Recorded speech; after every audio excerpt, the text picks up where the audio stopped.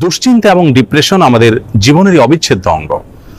যত নবী রাসূল পৃথিবীতে এসেছেন এবং আল্লাহর যত প্রিয় বান্দাগত হয়েছেন, তাদের প্রত্যেকেরই জীবনে কম বেশি দুশ্চিন্তা এসেছে।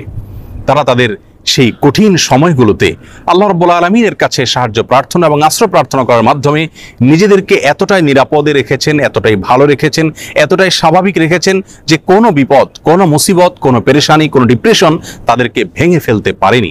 বরং বিপদেও তারা হেসেছেন এবং স্থির থেকেছেন মানসিকভাবে। আজ আমরা সেরকম কয়েকটি আমলের কথা বলবো, যে আমলগুলোর মাধ্যমে আমাদের বিপদ আপদ এবং মুসিবত আল্লাহ রাব্বুল আলামিন দূর করবেন, লাঘব করবেন এবং বিপদ আপদেও আমাদেরকে আল্লাহ রাব্বুল আলামিন মানসিকভাবে প্রশান্ত এবং স্থির রাখবেন। আর সেই আমলগুলোর মধ্যে থেকে সর্বপ্রথম এবং প্রধান যে আমলটির কথা বলবো তা হলো যিকরুল্লাহ বা আল্লাহর জিকির। আল্লাহর জিকির এর চাইতে কার্যকর কোনো ঔষধ আর নেই ডিপ্রেশন দূর করবার জন্য। কোরআনে কারীমে আল্লাহ তাআলা বলেছেন, আলা বিযিকরিল্লাহি তাতমাইন্নুল কুলুব। আল্লাহ তাআলার জিকির এর মাধ্যমে মানুষের অন্তরসমূহ প্রশান্ত হয়ে থাকে। অতএব আল্লাহ তাআলার স্মরণ অন্তরে রাখা, মুখে আল্লাহ তাআলার কথা বলা, আল্লাহর সঙ্গে একান্তে কথা বলা, এর মাধ্যমে ডিপ্রেশন দূর করা যায় সবচেয়ে সহজে। আল্লাহর জিকির বা যিকরুল্লাহর একটা বিশেষ পদ্ধতি হলো কোরআনে কারীমের তেলাওয়াত।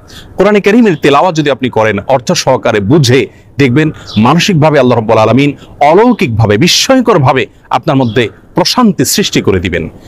দ্বিতীয় যে আমলটির মাধ্যমে দুশ্চিন্তা এবং পেরেশানি থেকে আমরা মুক্তি লাভ করতে পারি তা হলো প্রিয় নবী সাল্লাল্লাহু আলাইহি সাল্লামের সারা জীবনের একটি গুরুত্বপূর্ণ আমল এবং স্পেশাল জিকির, যে জিকির তিনি আল্লাহ তাআলার কাছে নিবেদন করতেন তার কঠিন সময়, যখন দেয়ালে পিঠ থেকে যেত ঠিক সেই সময়।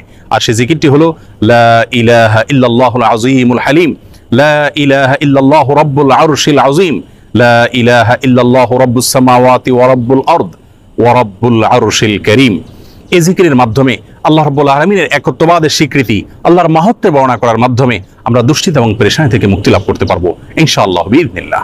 তৃতীয়ত যে আমলের মাধ্যমে আমাদের বিপদ আপদ এবং কঠিনতম সময়ে আল্লাহ তাআলার আশ্রয় প্রার্থনা করতে পারি, দুশ্চিন্তা থেকে মুক্তি লাভ করতে পারি, সে দোয়াটি প্রিয় নবী সাল্লাল্লাহু আলাইহি সাল্লাম সারা জীবন নিয়মিত পাঠ করতেন।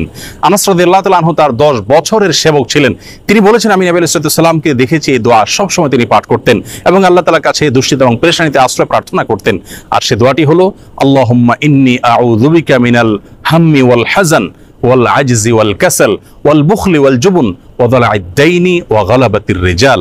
দোয়াটির অর্থ হলো আল্লাহুম্মা ইন্নী আউযু বিকা মিনাল হাম্মি ওয়াল হাযান, আল্লাহ আপনার কাছে আমি আশ্রয় প্রার্থনা করি, মুক্তি চাই পেরেশানি, দুশ্চিন্তা এবং ডিপ্রেশন থেকে, এবং ওয়াল আজজি ওয়াল কাসাল, অক্ষমতা এবং অলসতা থেকে এবং কৃপণতা থেকে, ভীরুতা থেকে আপনার কাছে আমি আশ্রয় প্রার্থনা করি, ঋণের যে চাপ প্রেশার আছে সেটি থেকে, এবং মানুষ আমার উপরে যেন চড়াও না হয় সে বিষয়ে আপনার আশ্রয় প্রার্থনা করি। চতুর্থত যে আমলের মাধ্যমে আমরা দুশ্চিন্তা, পেরেশানি এবং জীবনের কঠিন সময় আল্লাহ রাব্বুল আলামিনের স্পেশাল সাহায্য পেতে পারি তা হলো সালাত। সালাত হলো আল্লাহর সঙ্গে সংযোগ স্থাপনের সবচাইতে সহজ মাধ্যম।